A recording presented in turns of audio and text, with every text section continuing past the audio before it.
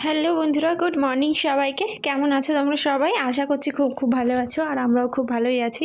আমার নতুন আরও একটা ভিডিওতে সবাইকে জানাই অনেক অনেক স্বাগত আর অনেক অনেক ভালোবাসা। তো আজকে হচ্ছে কী বার? আজকে সোমবার। হ্যাঁ, আজকে হচ্ছে সোমবার, আর এখন হচ্ছে সময় 6:30 বাজে। তো ঘুম থেকে উঠলাম, আর উঠেই দেখি ঝমঝমিয়ে বৃষ্টি। এখন বৃষ্টিটা একটু থেমেছে বলতে গুড়ি গুড়ি বৃষ্টি পড়ছে। তো চলো কাজে বাজে হাত দিই। তো ঘুম থেকে উঠেই বৃষ্টি দেখলাম, কারণ সারা রাতই বৃষ্টি হয়েছে। তো এইদিকে আমি তোমাদের দাদাভাই আর মাম্মাম দুজনাই ঘুমাচ্ছে, আর আমি এদিকে ঘরের কাজগুলো করে নিচ্ছি।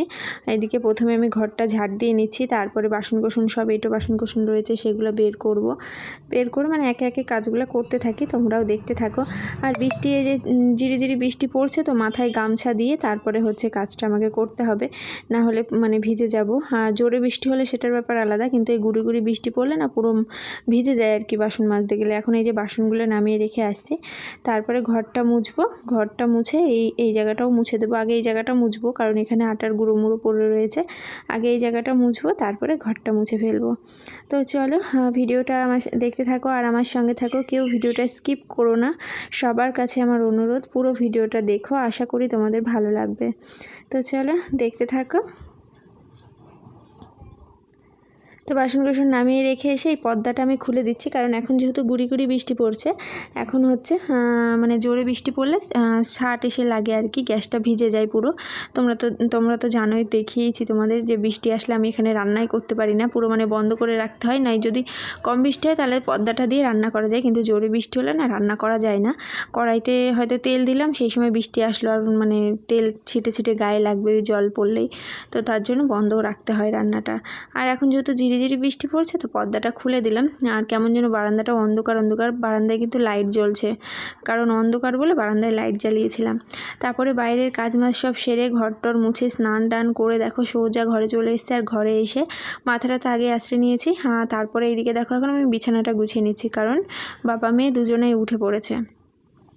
দুজনেই বারান্দায় বসে রয়েছে, আর আমি বললাম আমি তাহলে বিছানাটা গুছিয়ে নিই। আর যেহেতু বৃষ্টি হচ্ছে, ফ্যান চললে হচ্ছে কিছু গায়ে দিতে হয়, আর ফ্যানটা না চালালেও নয়, কারণ মশা কামড়ায় জানো তো। আর ওই মশারি যদি ট্যাঙায় তাহলে তো মশারির মধ্যে থাকাই যায় না, এত গরম মশারির ভেতরে, সব দিকে জ্বালাতন। এই বর্ষা মানে এই সময়টা না ফ্যান চালানো যাচ্ছে, না কি করব মানে বুঝতেই পারছি না। বাইরে বৃষ্টি হচ্ছে, ফ্যান চালালেও শীত লাগছে, আবার না চালালেও ঘেমে যাচ্ছে, গরম লাগছে। তো অনেক ভাবনা চিন্তা করে তারপর ফ্যানটা চালিয়েছিলাম, অল আউটটাও জ্বলছিল। আর এইদিকে দুটো ওয়ার নিয়েছিলাম, দুইজনা মানে আমি আর মাম্মাম একটা গায়ে দিই, বা তোমাদের দাদাভাই আমি একটা গায়ে দিই, এরকমই হয়, মানে দুই দিকে দিয়ে দিই, একদিকে তোমাদের দাদাভাই আর একদিকে মাম্মাম, আর মাঝখানে আমি। তো যাই হোক, এদিকে বিছানা গোছানোর পরে সোজা চলে আসলাম রান্না বসাতে। ভাত বসিয়ে দিচ্ছি, তোমাদের দাদাভাইকে জিজ্ঞাসা করলাম চা করবো কিনা, বললো না। তো এদিকে ভাতটা বসিয়ে দিলাম, দেখি কি রান্না বান্না করি। তো এইদিকে ভাত বসিয়ে দিয়ে এইদিকে দেখো আমি এসে পুঁতি করতে বসেছি। মেয়ে এইদিকে বসে রয়েছে, তোমাদের দাদাভাই দেখো শুয়ে রয়েছে। ওর বাড়ি থাকলে খালি ঘুমায় দেখেছো। তো চলো পরে আসছি। তো ফ্রিজে ছিল মাছটার কথা আমি না ভুলে গেছিলাম। তো ওই যে কালকে দিদিবাড়ির থেকে মাছ দিয়েছিল, মাছটা আমি ধুয়ে ভালো করে দেখো লবণ হলুদ মাখিয়ে নিয়েছি, আর এখন গোটা মাছই ভেজে নিচ্ছি দেখো। তো মেয়ে দেখো আবারও ঘুমিয়ে পড়েছে, ফোন দেখতে দেখতে মেয়ে আবারও ঘুমিয়ে পড়েছে। আর মেয়ে ঘুমালে না আমার আদর করতে খুব ভালো লাগে, মানে ও এতটাই গভীর ঘুম, আমি দেখো পাশে কথা বলছি ও তাও টের পাচ্ছে না, মানে প্রচণ্ড গভীরে ঘুমিয়ে পড়েছে। তো চলো আবার পরে কথা হচ্ছে। ও জামা কাপড় নাড়িনি এখনও, তো জামা কাপড় নাড়তে এসে আমার তো মাথায় হাত, কোথায় কি নাড়বো, কারণ এত ভিজা জামা কাপড় খাটের পরে দিলেও ঘর দিয়ে না কেমন যেন ভাবসা গন্ধ বেরোয়। আবার এই জায়গাটায় যে নেড়েছি, এখান দিয়েও মানে যাওয়া আসা করতে গেলে ভিজা জামা কাপড়ের একটা কেমন বিচ্ছিরি গন্ধ, আমার তো ভালোই লাগে না। তো শুকনো না আধ ভিজা যেগুলো ছিল সেগুলো আমি দেখো ঘাড়ের পরে নিয়ে নিচ্ছি, কারণ এগুলো এখন যে মানে ঘরের খাটের স্ট্যান্ডের পর দিয়ে দেবো। আর একদম যেগুলো ভিজা সেগুলো এখান দিয়ে দিচ্ছি দেখো। তো ঘরে চলে এসেছি, আর ঘরে এই যে মেয়ে ওই দিক ঘুরে শুয়ে রয়েছে, আর এইদিকে যে জামা কাপড়গুলো আধ ভেজা যেগুলো সেগুলো আমি নেড়ে দিচ্ছি। তো খাটের স্ট্যান্ডের উপর দিয়েও তো দেওয়ার জায়গা নেই না, ঝুলঝুল করে বিচ্ছিরি লাগে, ওই পাশ দিয়ে রাখলাম দেখো। তো তারপরে আজকে যেহেতু জন্মাষ্টমী, মা এদিকে পুজো করছে, দেখো কত সুন্দরভাবে সাজিয়েছে, দেখেছো? ঠাকুরটাকেও সুন্দর করে সাজিয়েছে। মা যদি চুল পরাতো, ঠাকুরটা চুল রয়েছে, মা মনে নেই, যদি পরাতো বেশ ভালো লাগতো আরও। তো ওই দেখো ঠাকুরটাকে খুব সুন্দর করে সাজিয়েছে আমাদের গোপুসোনাকে। আর এদিকে পুজো হয়েই গেছে, মানে প্রায় হয়েই গেছে পুজো।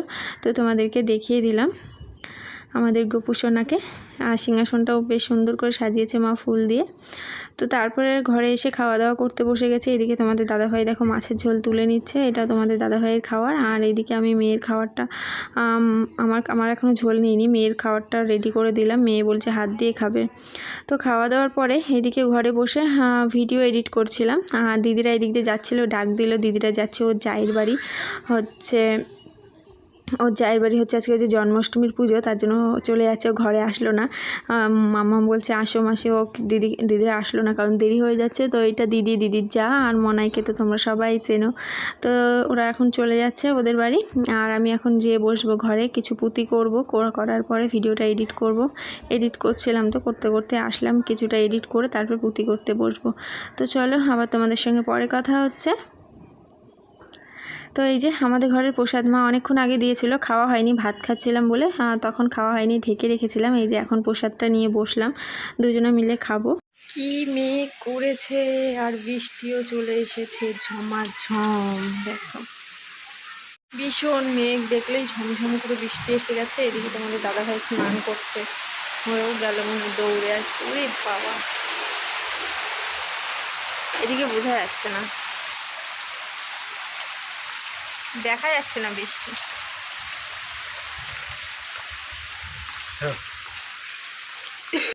বাইরে তো দেখলেই ঝমঝমিয়ে বৃষ্টি নেমে গেছে, সারা দিনই বৃষ্টি হয়ে যাচ্ছে। আর এইদিকে দেখো আমি এখন গরম গরম পেঁয়াজি ভাজছি। তোমাদের দাদাভাইকে বলেছিলাম একটু আগে, বৃষ্টির আগেই ও বেসনটা নিয়ে এসেছিলো, আর তাই এখন বড়াগুলো বানিয়ে নিচ্ছি। আর বেসন না একবারে যদি কিনে আনা রাখা হয় না, তাহলে কেমন যেন ছ্যাদলা পড়ে যাচ্ছে বর্ষাতে, তার জন্য একবারে কিনে আনতে বারণও করছি, একদম অল্প অল্প করে নিয়ে আসছে। তো 100 মনে হয় নিয়ে এসছে, 100 বেসন। তো কিছুটা বড়া করলাম আর কিছুটা রেখে দিলাম, কালকে খাওয়া যাবে।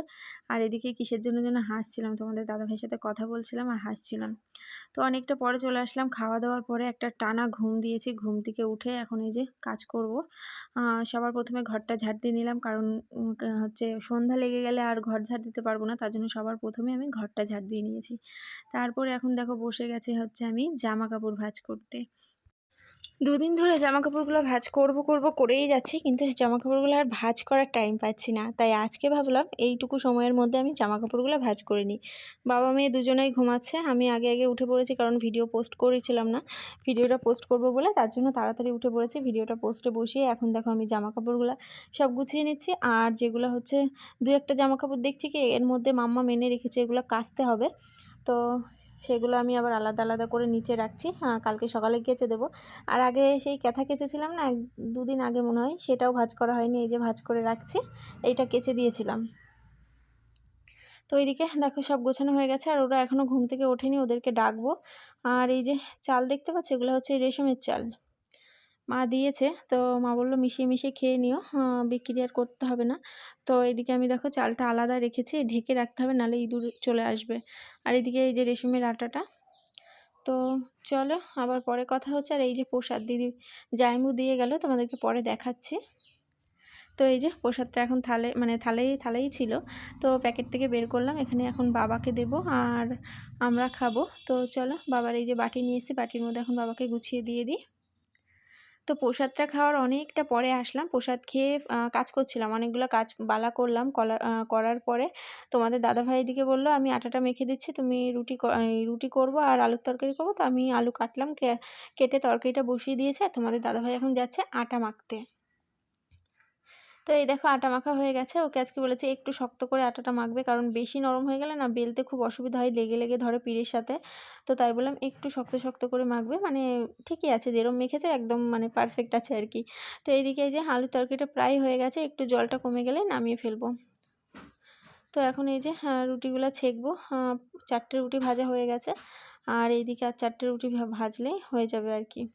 তো এখন বাজে 9:45 মতো বাজে, 15 মিনিট বসবো রান্নাবান্না করে। 15 মিনিট না বসলে আমার ভালো লাগে না, কাজ করব না, এমনি বসবো, বসে একটু রেস্ট নিয়ে তারপরে হচ্ছে যাব রুটি করতে, এই খাওয়া দাওয়া করতে। ঠিক আছে, ভুলভাল হয়ে যাচ্ছে কথা, খাওয়া দাওয়া করতে যাব। তো চলো রুটিগুলো সব ভেজে নিই, তারপরে আবার আসছি। তো রুটি ভাজা হয়ে গেছে। তোমাদের দাদাভাই বললো রুটিগুলো ধুয়ে দিতে, কারণটা আমিও জানি না কেন বললো রুটিগুলো একটু ধুয়ে দাও। তার জন্য তোমাদের দাদাভাইয়ের রুটি আর মাম্মামের রুটি ধুয়ে দিচ্ছি। আর আমি তো ধোয়া রুটি খেতেই পারি না, আমার গলা দিয়ে নামবেই না, কেমন যেন নরম লাগে, তো আমার একটুও ভালো লাগে না, কেমন যেন লাগে খেতে। তার জন্য আর কি আমার রুটি ধোবো না, তোমাদের দাদাভাই আর মাম্মামের রুটিগুলো সব ধুয়ে দিচ্ছি। দেখো ধুয়ে আমি পুরো সাজিয়ে নিচ্ছি, এরকম দেখতে খুব ভালো লাগে, আমার তো খুব ভালো লাগে। আর আমার শ্বশুরবাড়ি কিন্তু সবাই রুটি ধুয়ে খায়, শুধু আমি বাদে, আমি খাই না, আমি একদম পছন্দ করি না রুটি ধুয়ে খেতে।